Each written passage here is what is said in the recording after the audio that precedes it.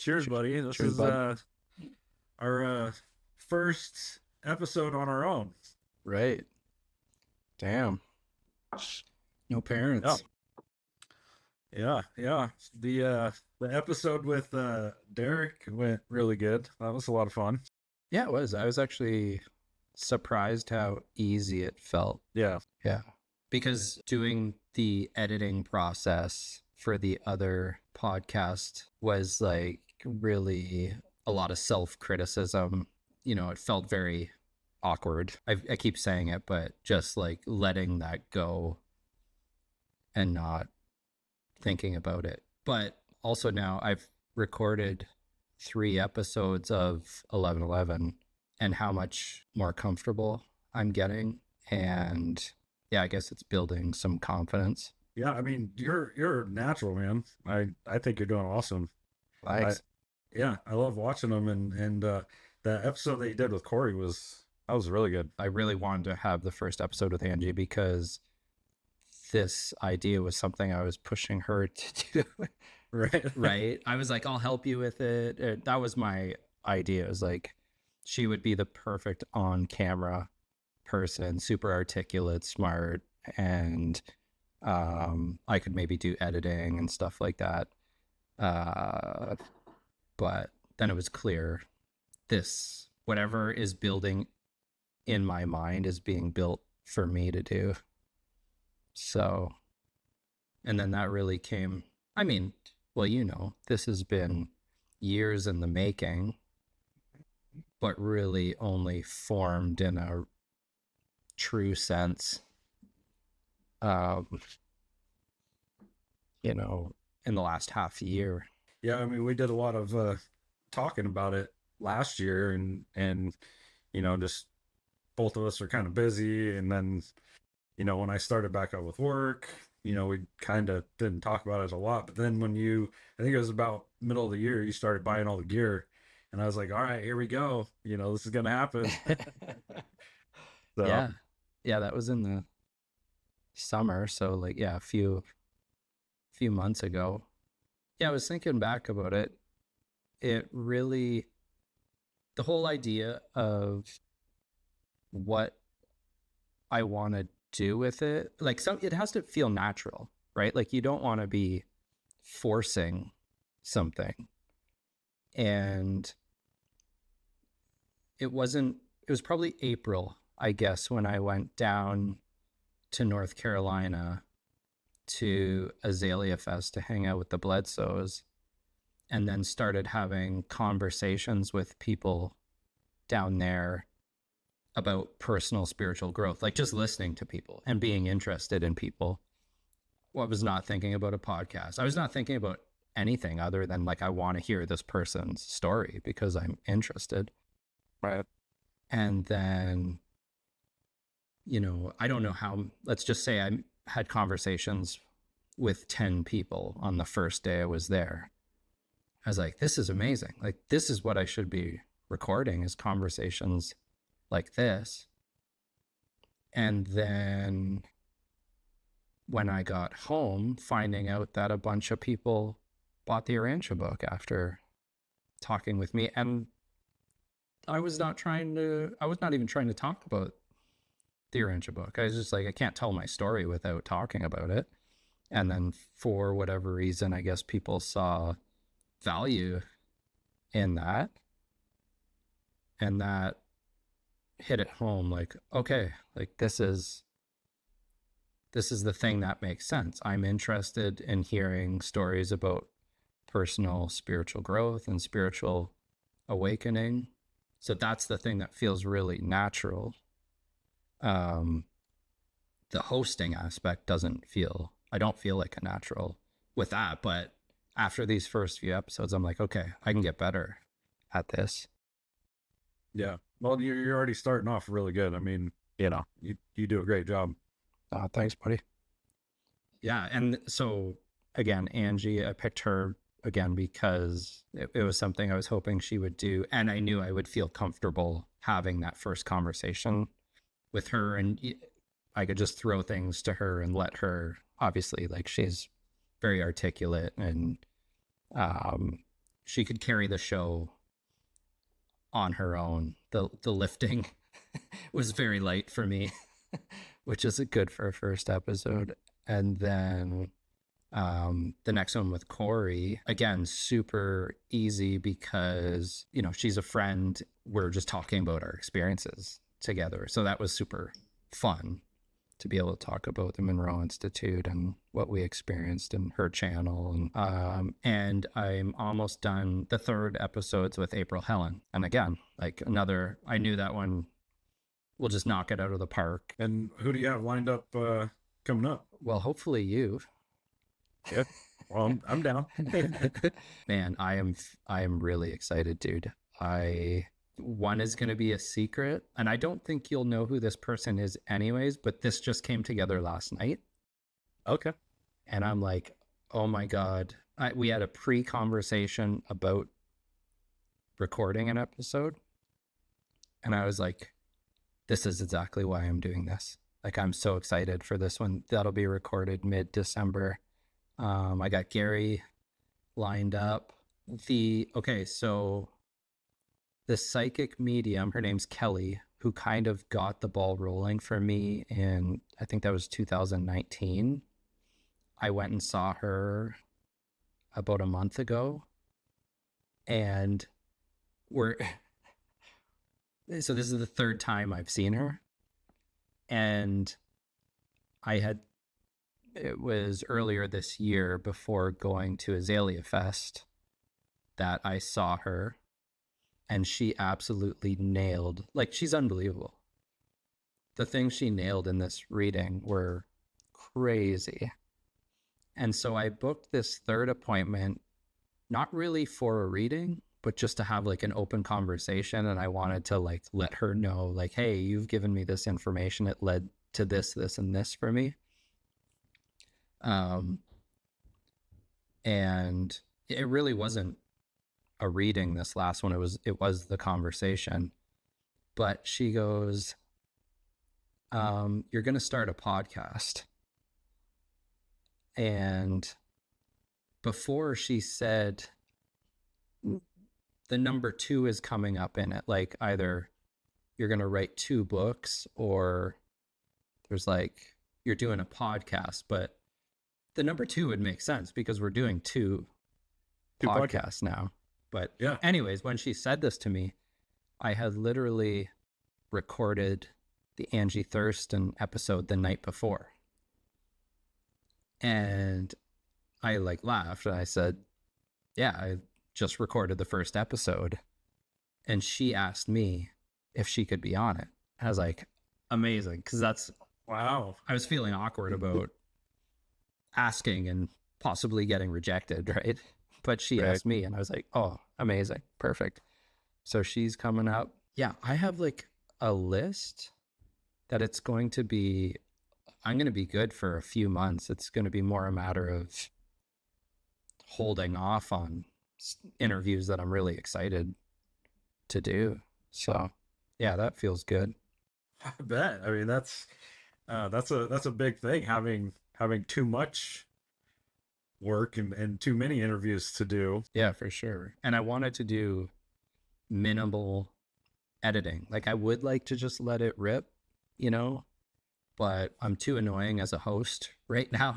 I feel like the episodes are improved by cutting or just like taking out spaces or too many ums and likes. So the edit you did was great. And I was like, okay, I got to pull up my editing chops here, being able to put in video and text. Like I have the mind for it. That's what I wanted to get into in high school. I thought I wanted to be a filmmaker. So I feel like I have the eye to do really great episodes, but I don't have the chops to do it. I'm self-taught, right? So I'm learning everything on YouTube videos. I need to just like watch you edit.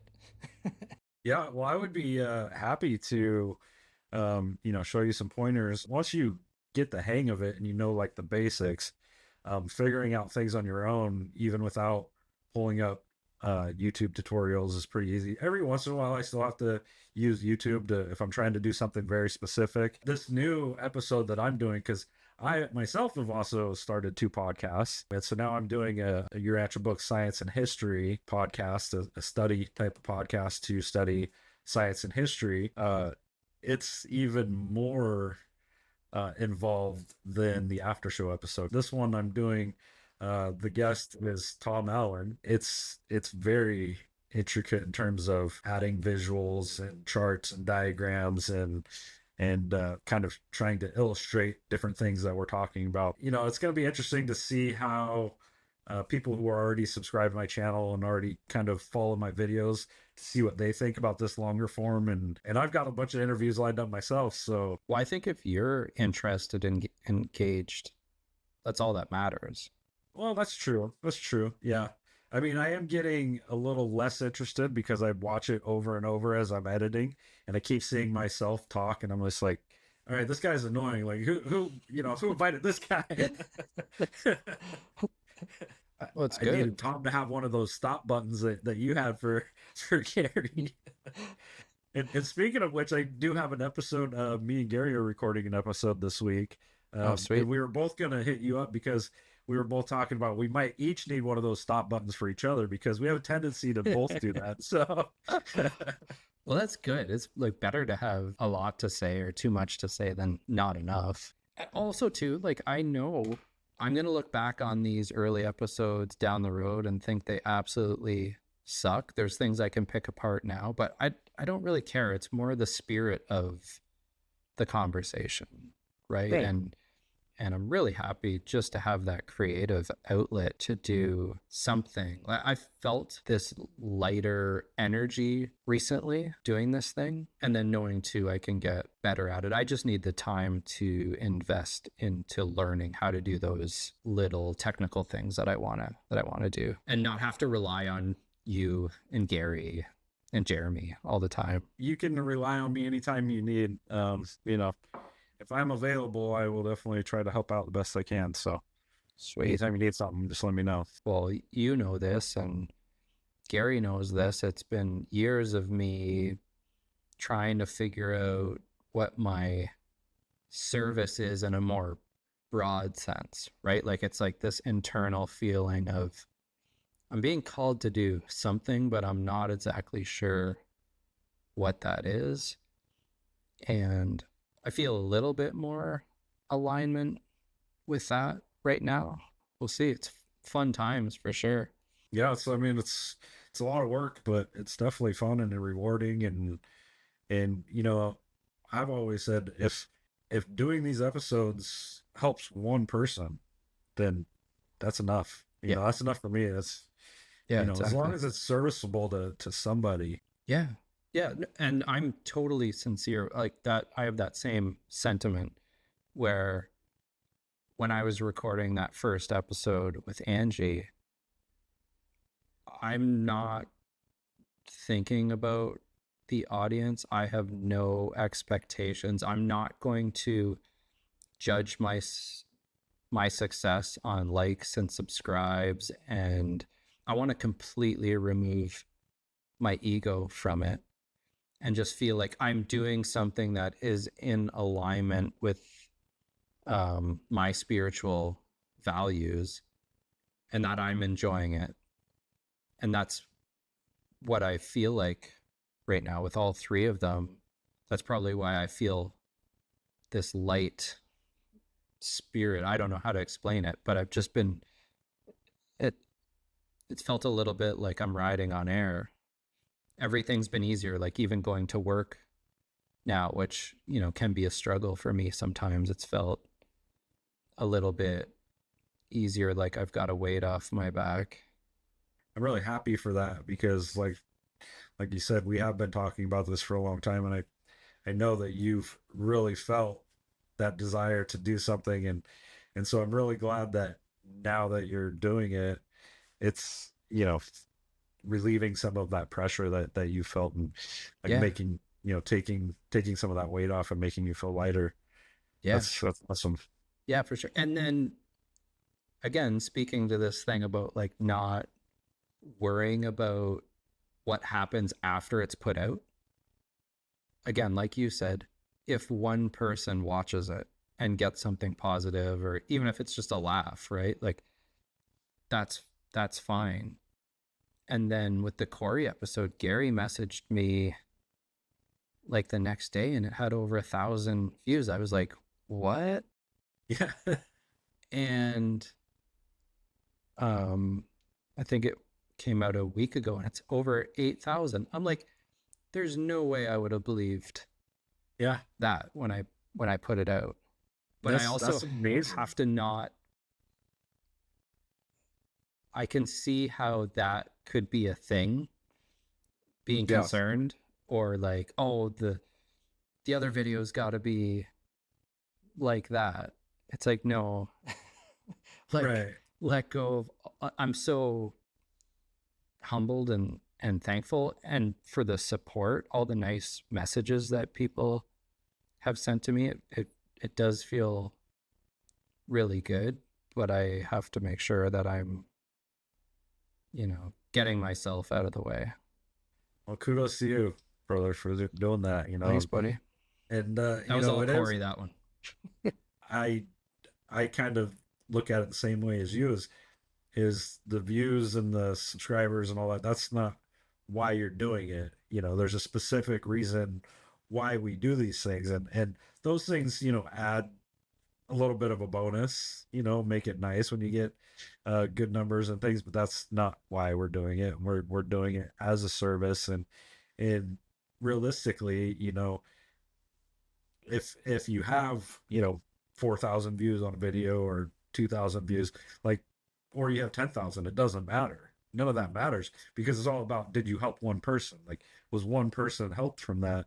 And, I mean, obviously the chances are going to be higher the more times it's viewed that you're going to help somebody. So those numbers do kind of matter, but they don't matter in terms of like, oh, I'm so successful because I got 8,000 views. It's like, no, you can, there's videos out there that I've watched that have millions of views, and I can't imagine that they help anybody. They actually probably do more harm than good for, so, it's a struggle, it's a battle, but it's, as long as you're trying to do the good work, you know, that's all that matters. Yeah.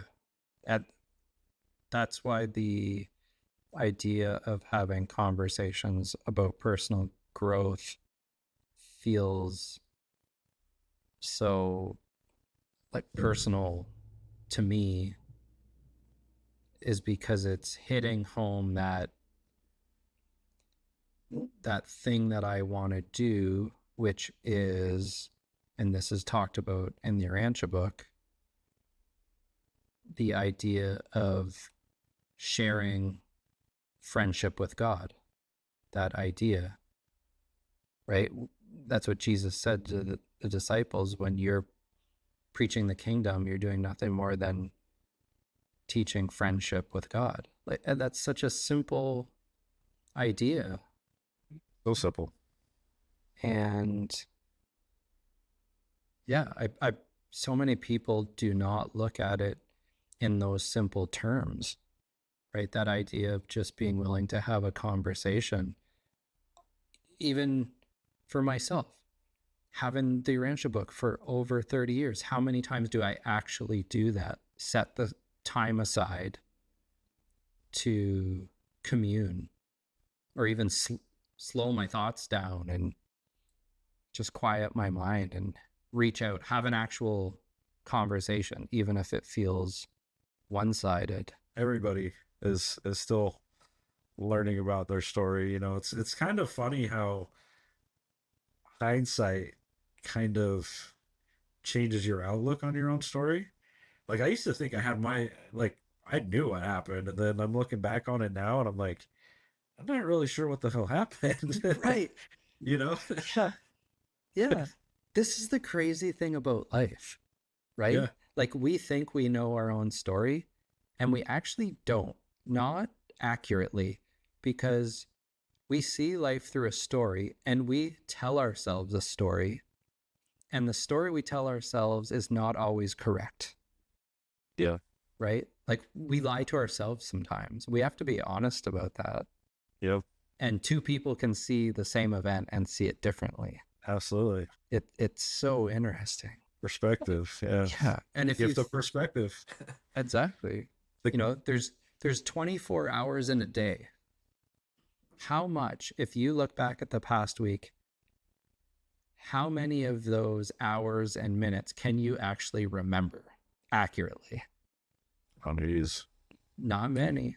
Not many. I mean, I can remember a good majority of what I might have been doing, but that's, I was editing for 10 hours yesterday and 8 hours the day before. Yeah. But And do you remember all your unfortunately, thoughts that came through at every minute there? no, actually, I started rewatching because I finally got finished with the second pass at it. And so I started over to go through for the final pass. And I'm not even 3 minutes in, and I'm like, when did I put that there? Right. It had to have been within the last couple of days. And I'm like, Yeah. why did I put that there? And I couldn't remember ever putting that there. Like, and there was this whole little cutscene that I put in there, and it was like, I don't remember doing that. So yeah, 2 days ago. But my memory isn't that great either. So Oh, mine's terrible. I I was joking with Lindsay, and I thought about this when I was at the Monroe Institute, having all these precognitions. I'm like, I can't remember something that happened 5 minutes ago, but I can tell you something that's going to happen tomorrow. Man, that's it's good just too. time is so weird. Memory is so weird.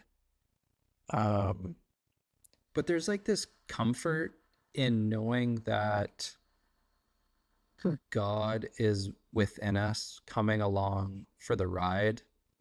It's like, yeah, our mind's not going to remember, but God's got it. You know, there's these recorder angels who are keeping track of it, everything, which is also extremely scary. Yeah. There's some stuff I am not going to want to review. Yeah. And you're not gonna be able to say that wasn't me. I didn't do it. No. Sorry, That's not buddy. gonna work. You're not deflecting that one. Damn it. Yeah.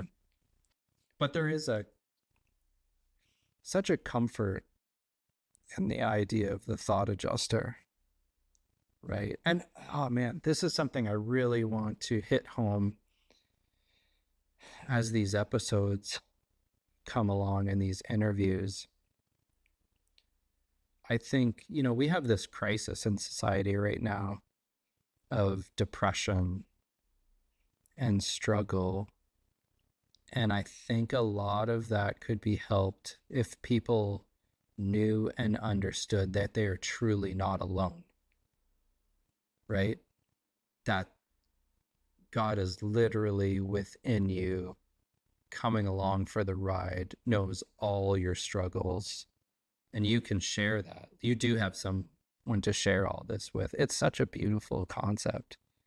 Yeah, and the fact that it's within you, right? Like Yeah. you don't have to go to a building or meet with a priest and go to a confessional or not it's within you by Yeah. yourself. You go Yeah. sit in your room and meditate, or sit in a sauna or whatever you like to do, or go do yoga, or whatever is your way Yeah. of doing it. And Yeah. and he's always with you no matter Right. what. There's people who feel so lost and lonely. And just that idea, well, I understand how you could feel lost and lonely in human terms, and you want everyone. Well, there's two things everybody wants, and that's one is to be loved, and the other is to be understood, right? And people often feel like I am not understood. There's nobody who understands me, and sometimes you don't even understand yourself. But there is something. There's someone. There's a divine creator of all reality that knows all about it. That's an extremely comforting thing. And a fragment of that divine creator is within you. That's and not to mention, the all of the invisible helpers, the guardian angels and the midwayers and all these other hosts of beings that are here helping us from the outside. Yeah. And this is, I've only done 3 episodes. 2 have been with Urantia Book readers. And this is something I've brought up in the interviews with them both times, is how the Urantia Book, giving us the gift of perspective,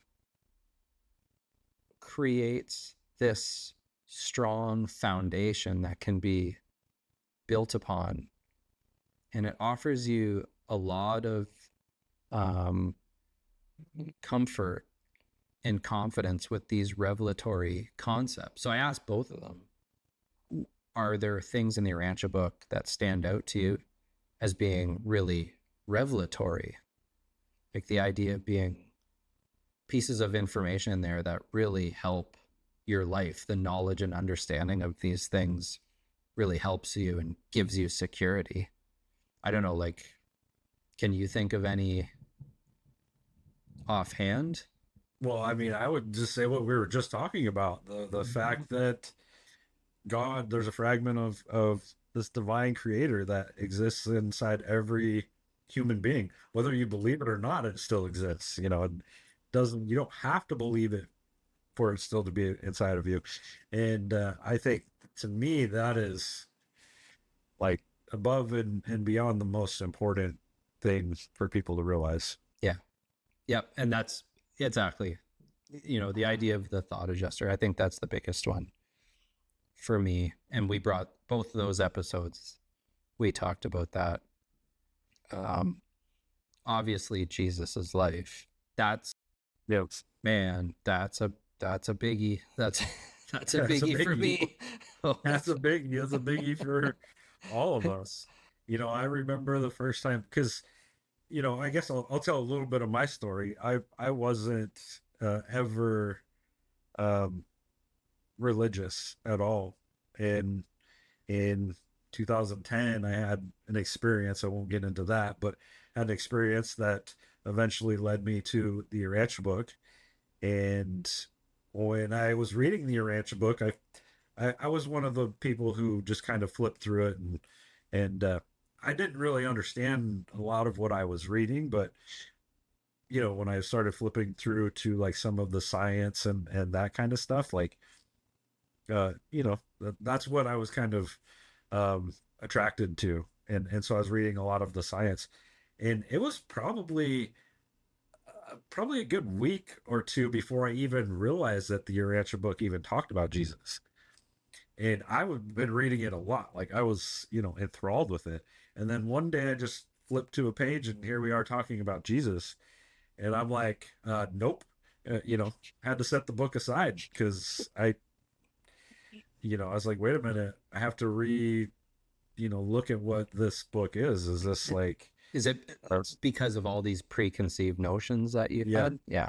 yeah, just because of, and mostly my preconceived notions of Christianity and you know, I thought maybe what I was reading was like a different sect of Christianity that I wasn't aware of. You know, there's a lot of sects of Christianity, you know, and so I just didn't want to be um led astray from one or the other, or it's so hard when it comes to Christianity because it's like, well, what do you believe? You know, there's so many different sects, and which one is right and which one's wrong, and that whole thing. And so I just didn't really want anything to do with that. And then I just kind of I've never understood Jesus. I've never understood Christianity. I've never understood religion at all. And so I've always just avoided it. And I was talking to Pato Bonton and Antoinette,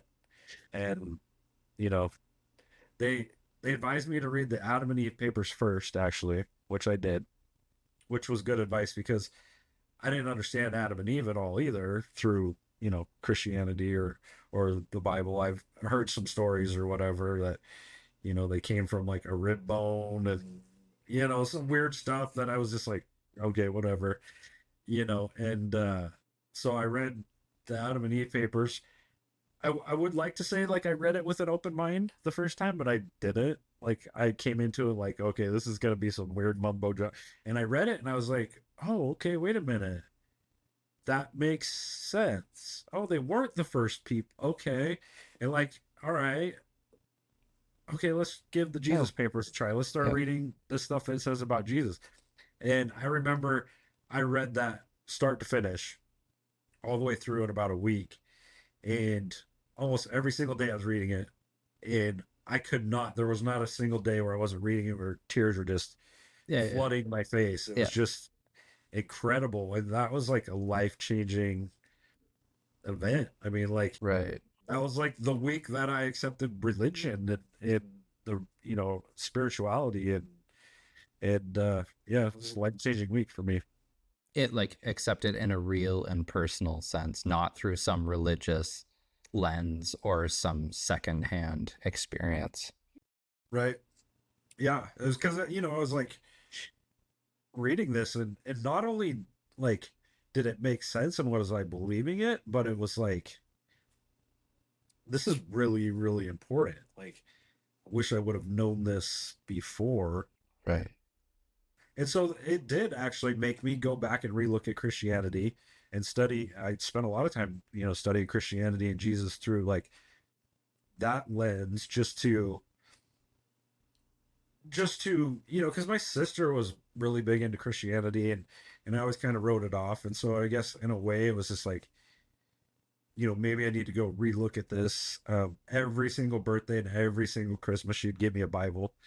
I don't think there was a couple times where I had like some really down times where like I would open it up and I would read it, but like I never was sincere or stuck with it.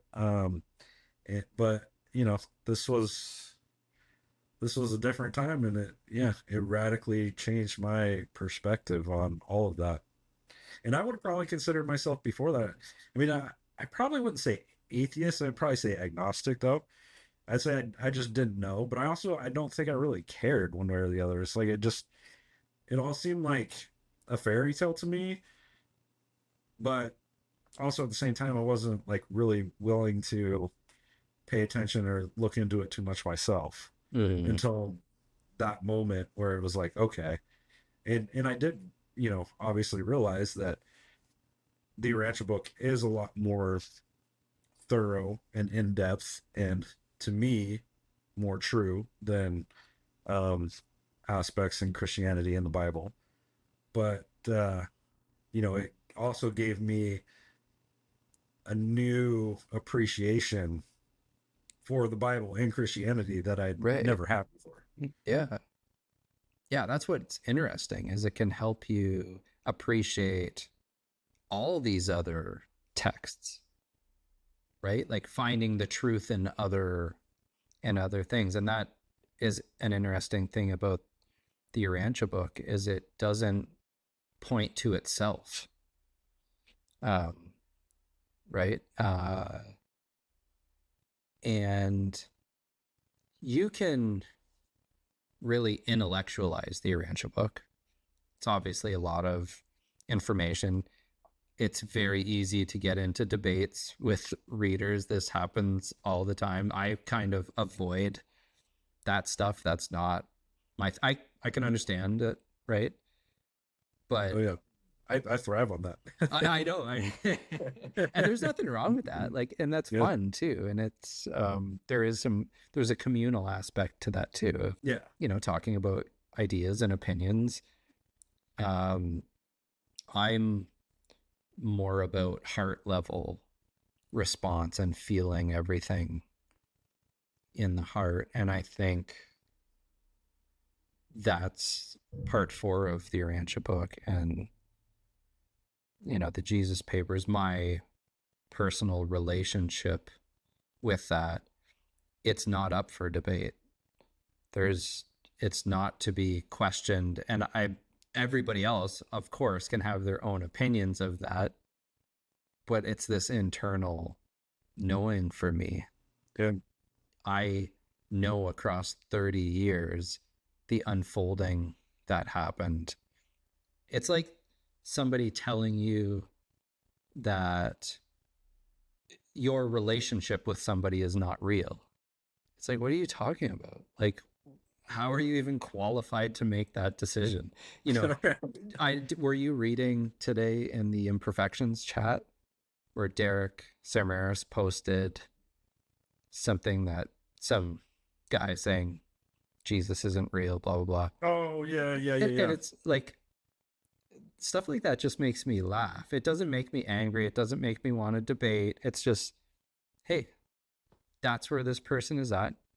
No, I get it. I sympathize with that. No big deal. But it doesn't touch any of my experiences. Right. Doesn't lessen my experiences. I wish I could share all of that. Because it's man, but people, they're going to realize it eventually. Everybody's got different paths, different trajectories, realizes things on different times. Well, it's like that thing I like to always say is, there's many paths to the mountain, there's many paths up the mountain, but there's only one top of the mountain. Although I think what God has in store for us is like you get to the top and it's like, oh shit, there's another mountain right there. That one's higher. That? Oh, I didn't see that before. Yes. Yeah, man. So speaking of your story, are you getting close to maybe discussing this perhaps on an 1111 HQ podcast? Oh, you want me to tell my story on an 11? Oh, I mean, Well, I guess. no, you can do it in any time, context, show you want.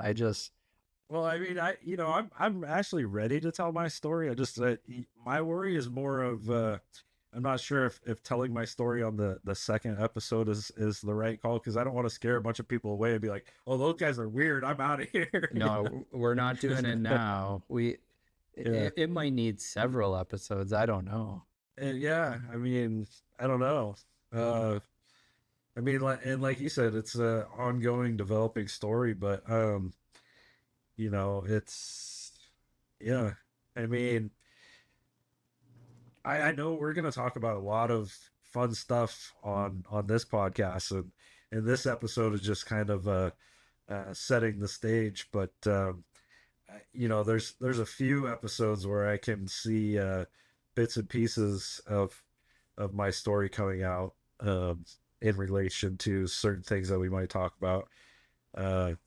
But yeah, I mean, honestly, like I used to be scared. Well, I mean, talking about my story, but man, I've heard so many people's stories, since then over the last, 6 months to a year, that my story doesn't seem very weird anymore.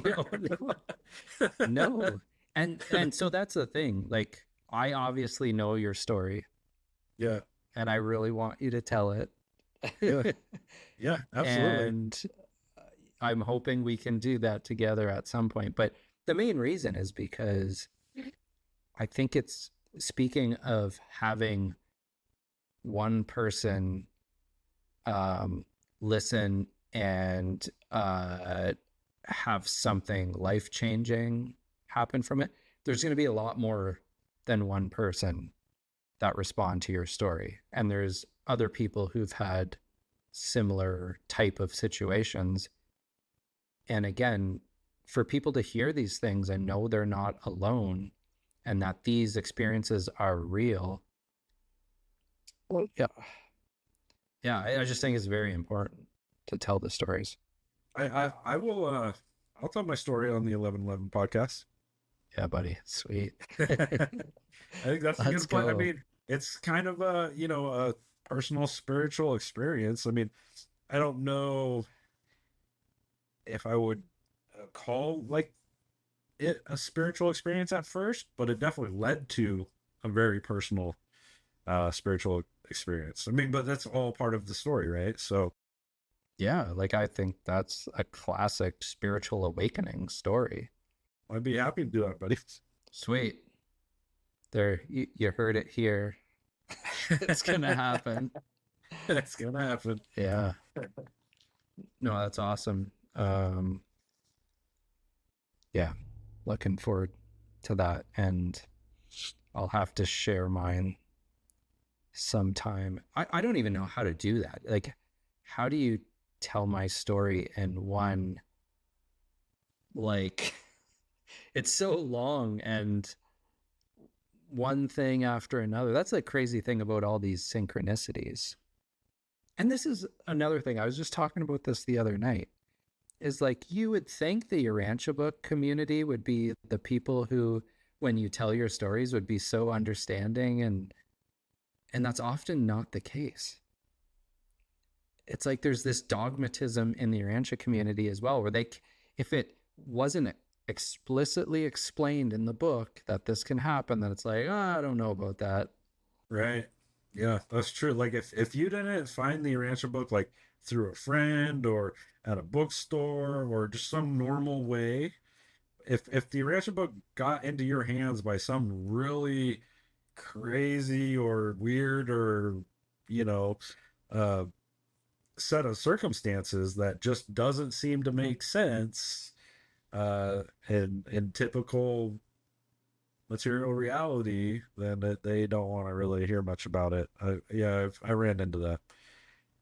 Um, I used to kind of tell my story or little bits and pieces in some of the Urantia Book communities, and I don't know if I told you, but I honestly got kind of shut down and uh, got some really weird comments, and just wasn't a very you know.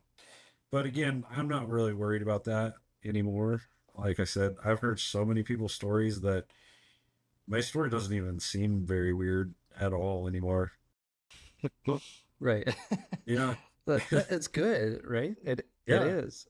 I'm excited to share my story.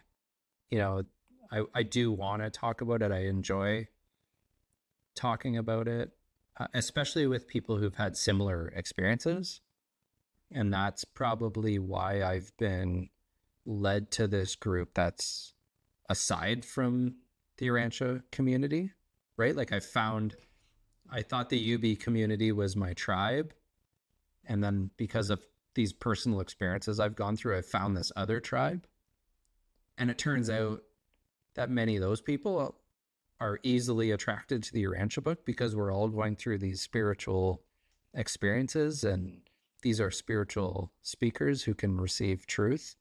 Um, yeah, it's been an amazing thing to experience. But I think that the things that are going to the things that are going to transpire on this world over the next year to couple years are really going to challenge people, including your Urantia book readers. Put it that way. Yeah. Yeah. I mean, they're going to challenge even us, I think, even with, and I'm a pretty good idea. I know what you're talking about. And I think that's still going to be, I mean, I don't see how anybody's going to go unchallenged in the next couple of years. I think it's going to be a very interesting adventure we're about to ready to embark on. Right. You know, Right. if you like fantasy, we're like in the tavern right now, just the calm before the storm. But tomorrow, Yeah. when we wake up with a Yeah. hangover, the adventure That's right. starts. Yeah. We're drinking at the White Pony right now. Yeah. Yeah. Yeah. I'm lucky that I've got a primer into it early. It's like my feet have been getting wet. Yeah.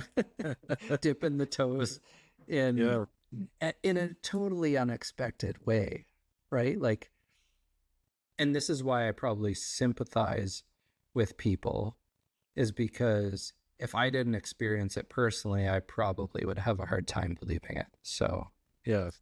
I get that. No judgment for people that are going to have some ontological and epistemological shock. Yeah. And with that being said, should we maybe give a little bit of foresight into some of the topics that we're going to be talking about? Let it rip, buddy. Let's go. Yeah. Yeah. So I definitely know, a hot topic that we're going to be discussing is the UFO UAP /orb phenomenon. That's definitely something I really want to discuss.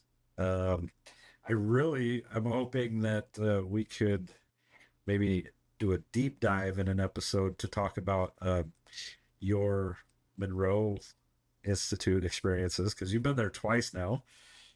Um, Yep. Yeah, for that'll sure. be We are going to do that.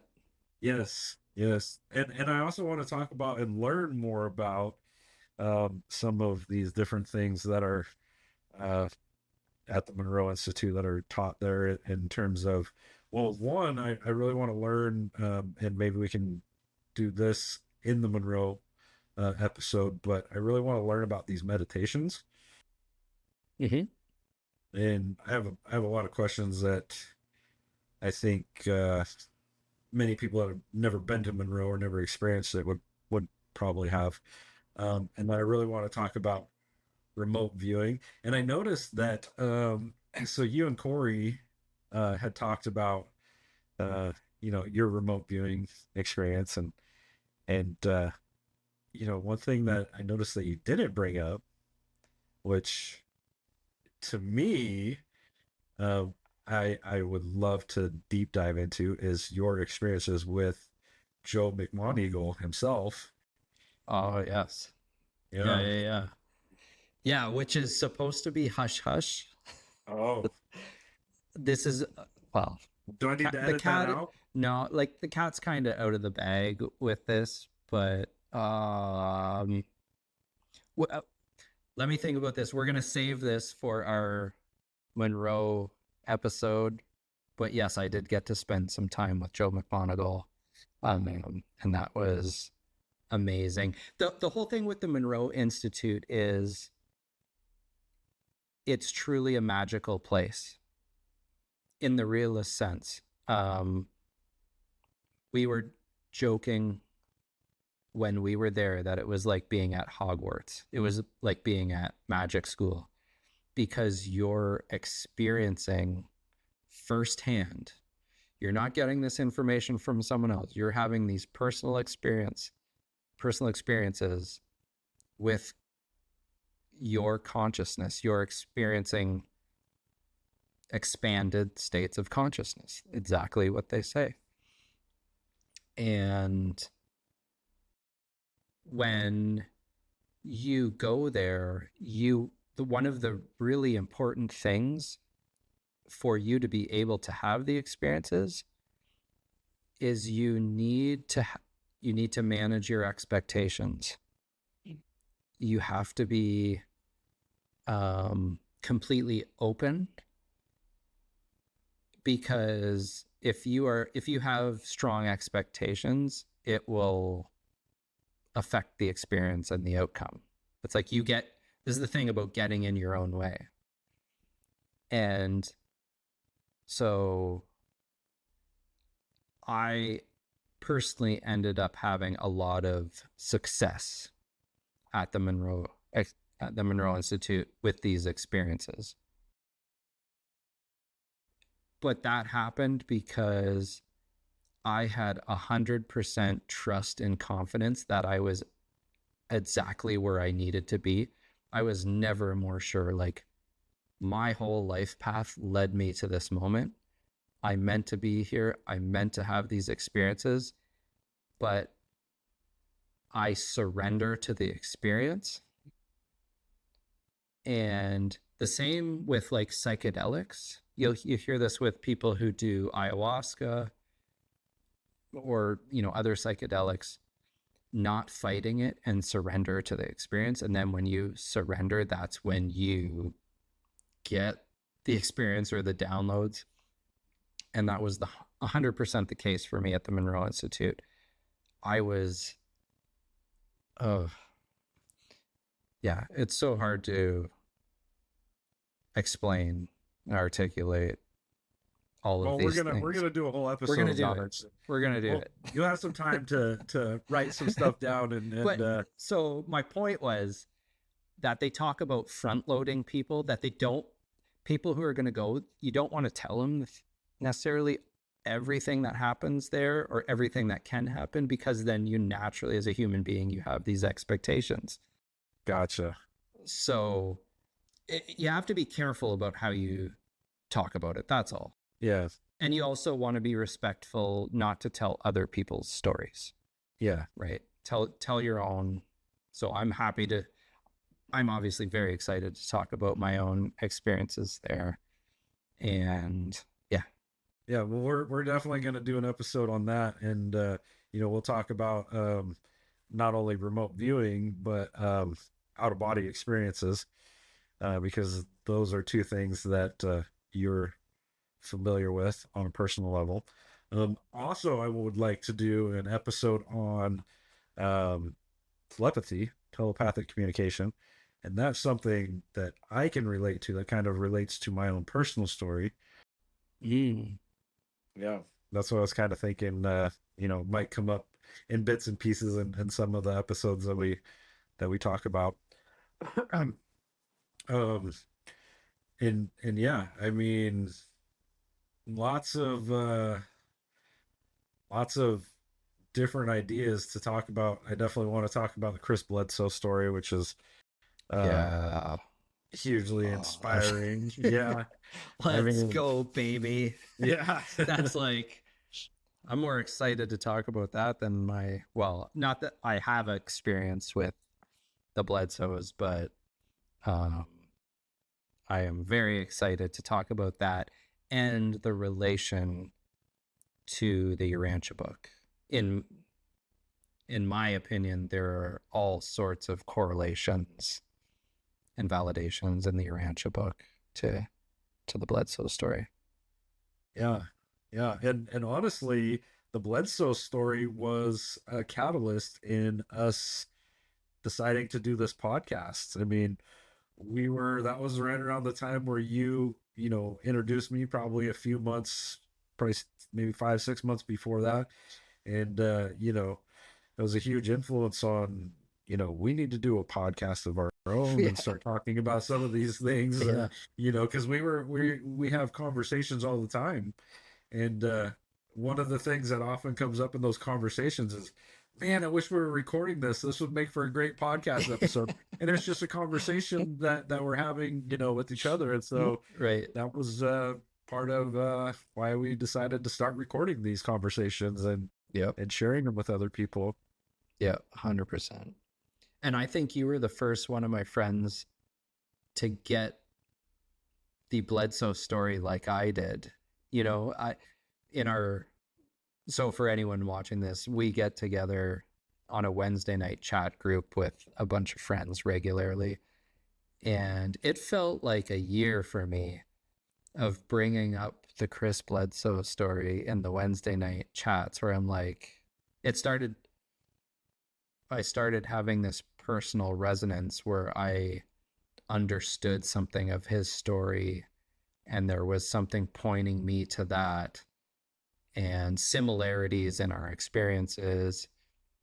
Long story short, I knew there was something very significant in his story, and I wanted to share that with you guys and our Urantia Book group of friends that gets together, but nobody was really getting it. Right? Like I keep bringing it up, but it's just like no one else is looking into it. But then finally, I was throwing the fish hook in the pond and I got a nibble and it was Josh Abernathy. I like, gotcha, bitch. You got me. Yeah. Yeah. And once I was hooked, I mean, yeah, it was like a whole rabbit hole. Well, this is like a wild story. Not just his story, but my story in relation to theirs and where I'm at now, where things have progressed for me. This is another reason that I have no doubt that God is real. There's no doubt that my experiences and in a personal way. I could obviously go deeper on that right now, but I think that's gotta await its time. Everything in divine timing. And I feel like, very similar. The Chris Bledsoe story, there's similarities to my story. Although, again, like I said, I've heard so many stories that are way weirder than mine that, make my story seem pretty tame and normal.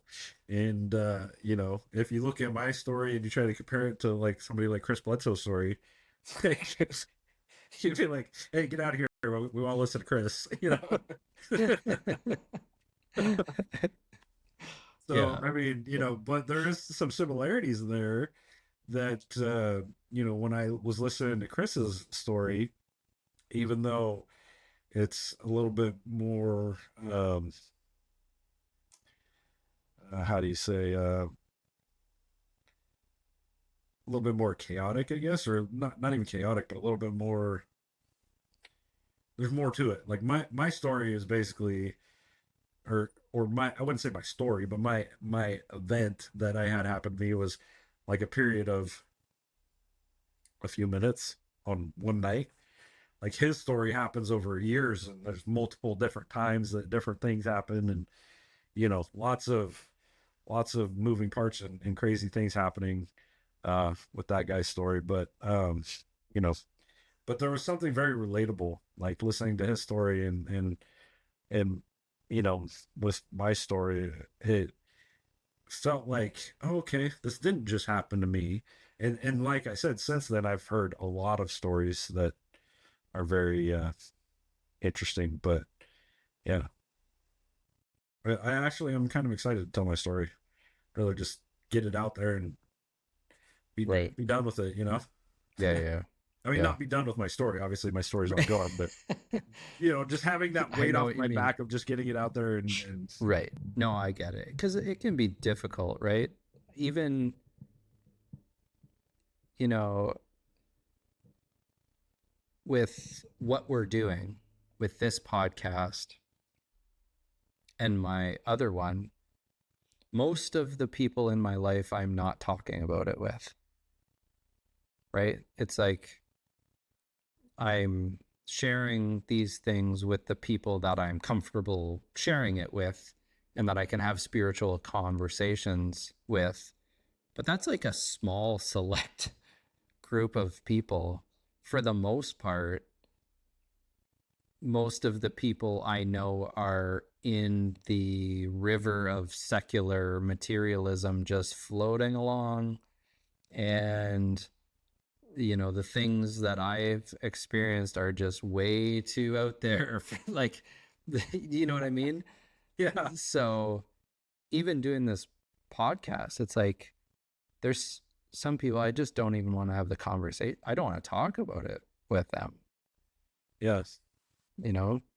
So my point is sharing your story. I understand how that can be, you know, it's a lot easier in some respects to not talk about it, yeah, yeah. but But it's like you time, said, baby. there are going to be people that are out there that have had similar experiences or something, who need to know that they're not alone, because realizing that I wasn't alone and that I wasn't the only person that had experiences that were similar to this was really helpful for me, because there is a part of you that, am I crazy? Did that really happen? Or is that just like a complete hallucination or, something? And I know that it's real, but like you still sometimes ask yourself that because you just I don't know. Yep. Yep, for sure. And that's there is going to be more of this in the near future. More people are going to be having these experiences. More people are going to be getting out of this river of materialism that I talk about and stepping onto the shores of the actual reality that we live in, Yes. right? But it is going to be destabilizing for a lot of people. And that's why these stories are important. So, Yes.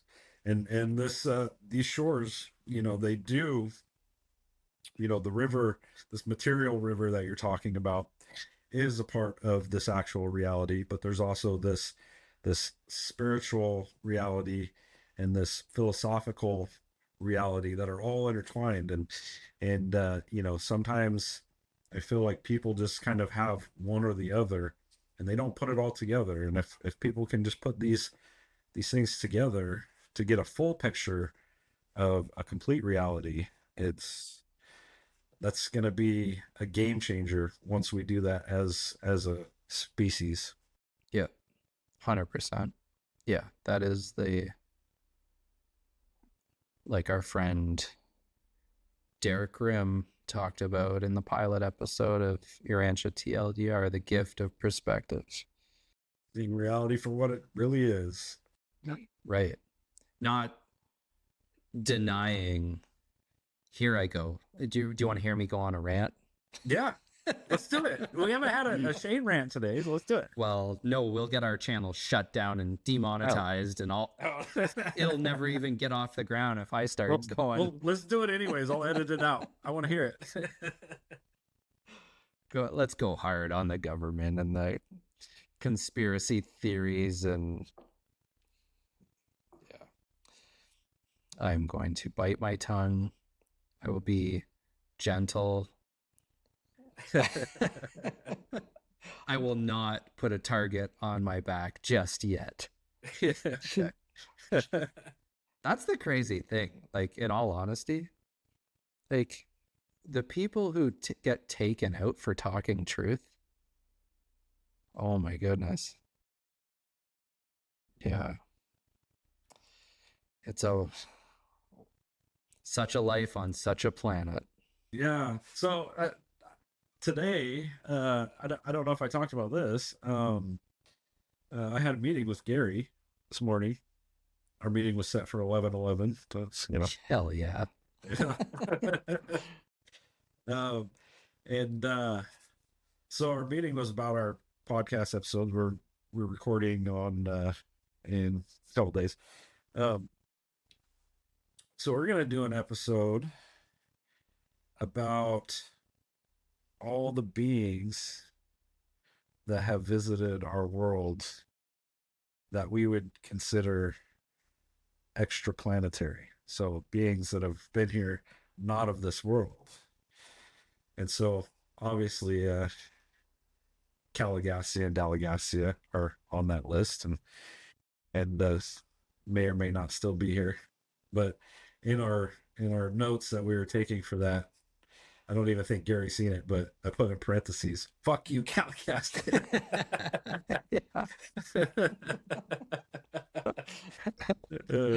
It's fun to just say it. Yeah. Just well, I thought he would it. get a huge laugh out of it, but I don't think he even noticed. So I'm just gonna leave it there and just see how long it takes him to notice. Yeah. And like, so that's it's so crazy that this is part of our world history. Yes. And it's so crucial to understanding where we're at right now on this planet.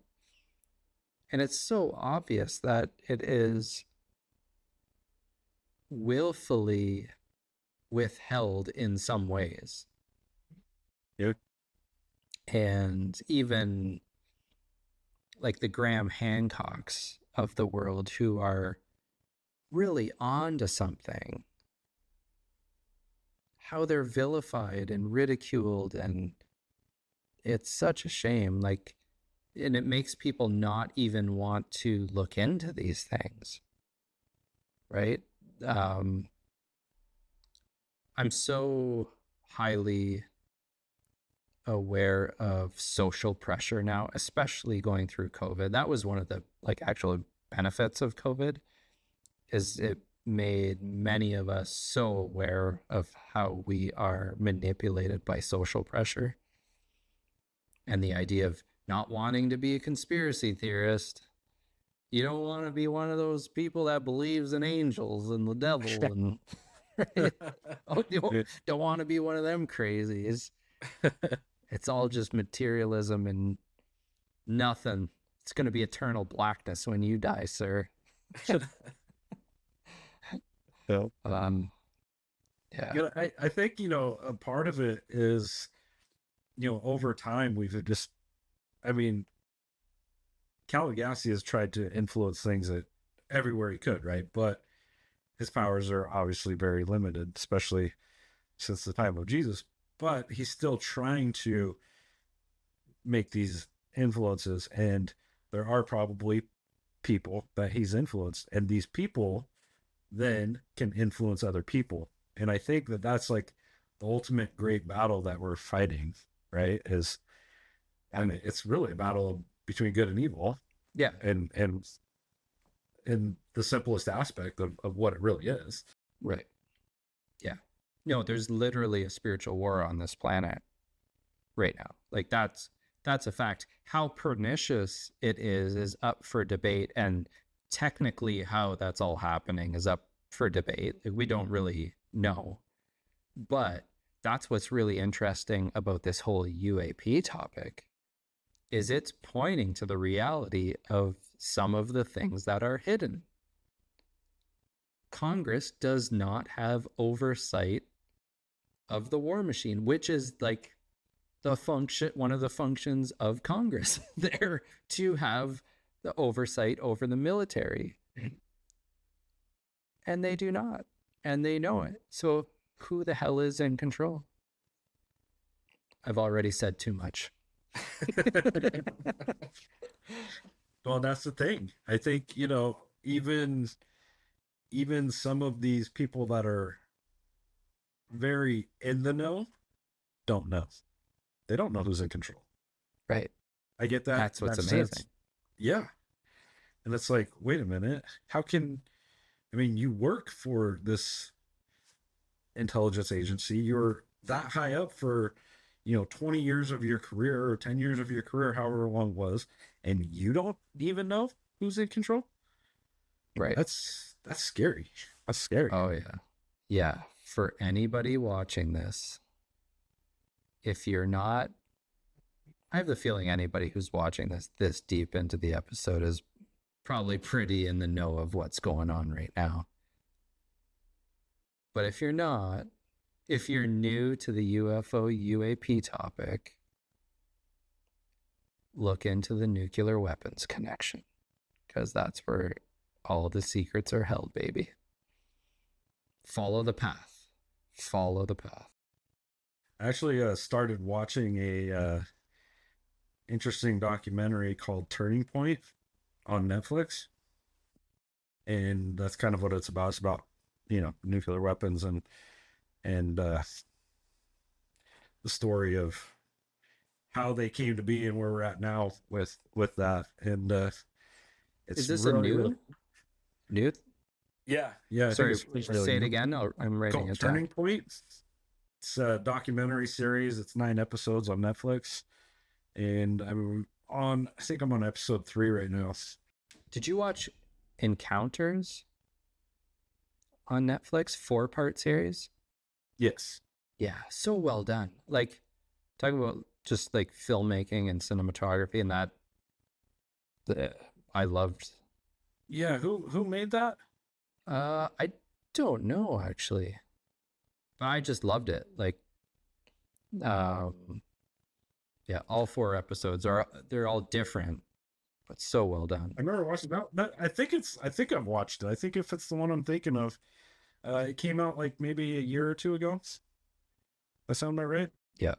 And let's also acknowledge Age of Disclosure, which just came out within the last couple of weeks, I guess, which you have not watched. I have not because watched. It's too damn pricey.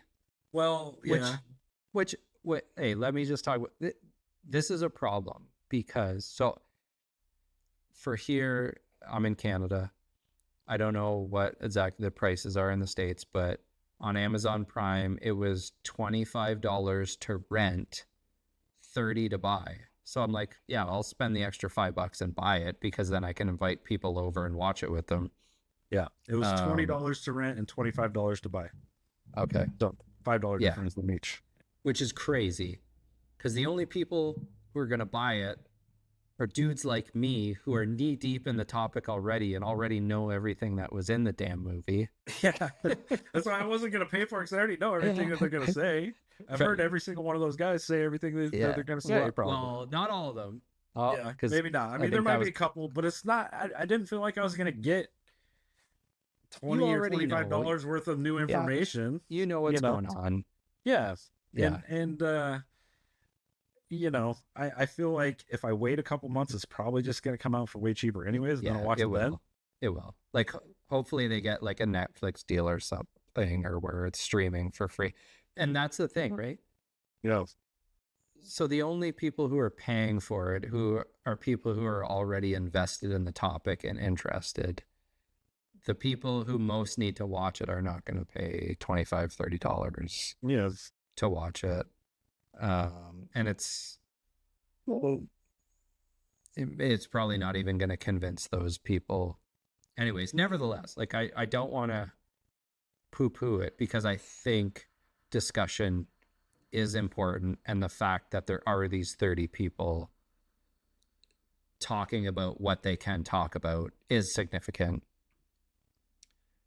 The one caution for me watching it, whenever I hear talk about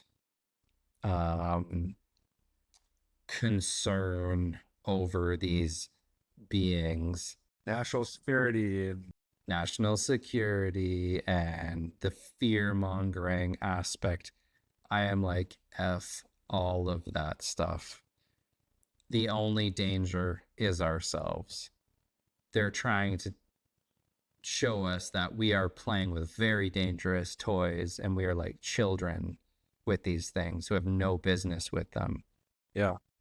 And there is an element in this movie of that fear mongering, which I do not appreciate, and we need to reject all of that.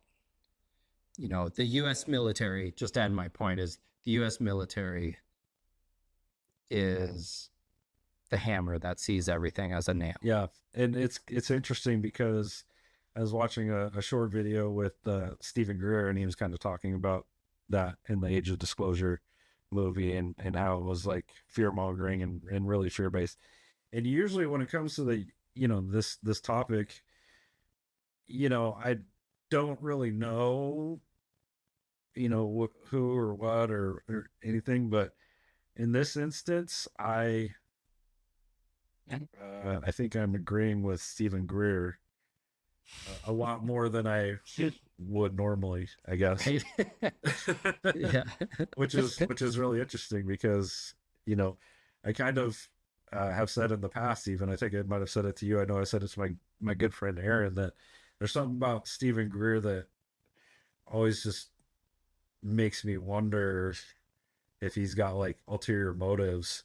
But then his reaction to this, uh, I kind of side with him, and I'm wondering if all these other people are having ulterior motives. So, yeah, and I think the biggest ulterior motive that you can see coming from this is this narrative being used to not. I mean, not only is this war machine, there's secret levels in compartments and compartments and compartments inside compartments that nobody has any oversight of. But this also gives them an excuse to even ramp that up more in the name of national security, because there's this big alien threat, and it's like, Which just happens to be the exact thing that they told Chris Bledsoe was going to play out in what his first experience was 2007, and the lady was, I think, 2012, and said exactly these things. yeah. And he's not the only one. I mean, I've heard Jeremy Corbell say it years ago, before they started turning it into a fear narrative, and it's like why. And I guess, I mean, they're military personnel, so they do see everything, like you said. If you're a hammer, you see everything as a nail. You do see everything from a national security standpoint. That's your way of thinking, naturally, especially if you don't know what their intentions are. And we don't I mean, from their standpoint, we don't have any evidence of what their intentions are. At least, you know, I mean, I There's don't know. I don't there's know some what they know. clues. Yeah, there's some clues. I mean, the biggest clue is you're saying they've been here for almost 100 years, and I mean, we're still here. If they're that technologically advanced, they wanted to take over the Earth, they would have done it before we invented nuclear weapons. They would have not waited until we made all these advancements. Like they're just like, oh, we better wait until they get super technologically advanced, so they might be able to fight back, and then we'll attack them. It's like, no, that doesn't make any sense. Like they Yeah. would have done it 50, 60, 70 years ago if they wanted to. If that's what their Yeah. reason for being here was. That's Meanwhile, for anybody who's actually paying attention to what's going on at nuclear facilities and nuclear missile silos, they're sending some very clear messages. Some very clear messages. And to me, that's all aligned towards the greater good of humanity. well, if you listen to what some of well, like even the Dan Farah, is that his name? Yeah. Well, I mean, I seen him on a couple of talk shows where he was talking about, well, we're, these beings are not only turning them off, but they're also turning them on, and Ooh. they almost started World War Ooh. Three. Yeah. So that narrative of what their intentions are as being, Right. So you that's know, what I'm very much yeah. picking up on. We should be concerned. Concerned that they're interested in these massive destructive devices that we're building and testing. And we should be concerned that we've never seen them fire a single bullet or missile, but yet we seem to try to shoot them down all the freaking time. And according to all these reports, we've successfully shot down many of them. That's why we have some of them. That's right. Yeah. Yeah. Yeah. But they're the ones who might be aggressive. It's like, oh, come on. Right. We're the problem. Yeah. They're here to help us. So, Yeah. Well, this is the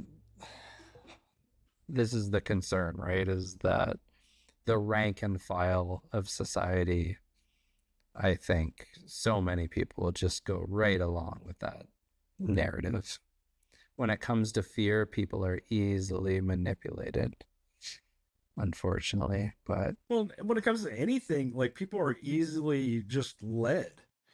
I mean, how many people are really doing their own research or digging deep into this topic, or they just watch a documentary like The Age of Disclosure, and that's what makes up their whole entire mind. well, that's why we're here, buddy, to spread, spiritual truths. We're handing those out like candies. Yes, sir. Talking about Vitamins. spiritual values, truth, beauty, goodness, love, service. Yeah, all that good stuff. That's what you got to pay attention to. Yes. Question if it's in alignment with those things. How good is it for the human species? This is what they don't want you to hear, Josh, but they're going to hear it right here You heard it here first. on the Imperfections of Days podcast. Yes, sir. Let's go. They'll be trying to shut us down soon enough. Hopefully we can get Jesse Michaels or Joe Rogan on our show before then. Oh my God. Hey, did we have to listen to this? Might be my favorite Jesse Michaels episode, which is saying a lot because I love me some Jesse Michaels. The one with Joe Rogan is so good. Did you listen to it already? Oh, I was halfway through it, and that's when I messaged you being like, we have to. And what are the regulations on that? Because can we even put out a podcast just listening to somebody else's podcast? Well, I know Joe Rogan allows you to, but I'm not sure about Jesse Michaels. So, but I think he probably would. I don't see why not. Yeah, it's so good. Like as long as you're not ripping off their material, but if you do it like in terms of like a review and stuff, I think they allow it. This is the thing, is like over and over and over again, the things they're talking about are explained in the Urantia book. So to listen and then stop and be like, okay, here's the thing that they're talking about and how it's related. And So you want to know a secret? I put it on and I listened to it for about 5 or 10 minutes, and I was like, I better not do this because Shayne said it to me and he said we got to watch it together. And so I turned it off, but you had already watched half of it. I didn't know that. hey, that's where I got the idea. But I shut it off. That's the thing. That's awesome. So good. Love All that right. guy. Well, I might have to watch that tomorrow for sure. Yeah. It's hard because a lot of times when I'm doing work on my computer, I can listen to a podcast, but when I'm editing and I have to listen, I can't. So Yeah. No, I get it. I haven't been able to listen to as many podcasts since I've been doing so much editing lately, but yeah. Oh, I do have another video, like a regular video coming out pretty soon too, that might as well just, yeah. The Melchizedek, who is Melchizedek video. Oh, right. Yeah, you've been working on that a long time. Yeah, I started that like last year. And I got so bogged down with AI and because I was doing that beta test for that AI company, and I got so bogged down into the AI, and then I'm such a perfectionist, so I'm trying to make the AI in these 5-second clips. I'm trying to make like Lord of the Rings or something. You don't want Gary to be cringing. Right? I know Yeah. that's all. Yeah. So and then before I finished, I'm not in the beta test anymore, so I didn't have unlimited. So if I wanted to do what I was trying to do, I would have had to pay like $200 a month, and it was like, oh man, I can't afford that. So it's like part AI and then not, and so it's gonna be, but hopefully it turns out okay, But it was a good experiment for me to learn about AI and work with AI on such a high level that I've never done before. I learned a lot. So yeah, but that it honestly, AI is supposed to like speed up your process, but it totally for me had the opposite effect because I'm such a perfectionist. Like in AI, it's so impossible to get it perfect. Like, but that video is nearly done and just needs to get a little mixing and mastering and a little bit more voiceover work done, and hopefully that'll be out here in the next couple weeks too. So Sweet. Looking forward to that. Looking forward to the Tom episode 2. Gary's got a new one coming out very soon, I think on the 12th. yeah, many paths to heaven. Yeah, that'll be fun. Dang. Yeah, lots going on. Then we got a writing meeting coming up for season 1 of Urantia TLDR. Yeah. Lots happening. Want to get to work. I think we've done some good work today, sir. It's a good way to start it. I think for our next episode, because we're both really keen on talking about the Chris Bledsoe story. Yes. Yeah. Oh, yeah. I'm chomping at the bit for that one. I see we talk about that next. All right, buddy. Well, you know how we end these things, right? Yeah. Do you want me to do it or you want to do it? Well, I did the last one. How about you? All right. Hey, Shayne, it's been a pleasure talking to you. I want you to have a good night, my friend. And I'll talk to you very soon. And Star Wipe, and we're out.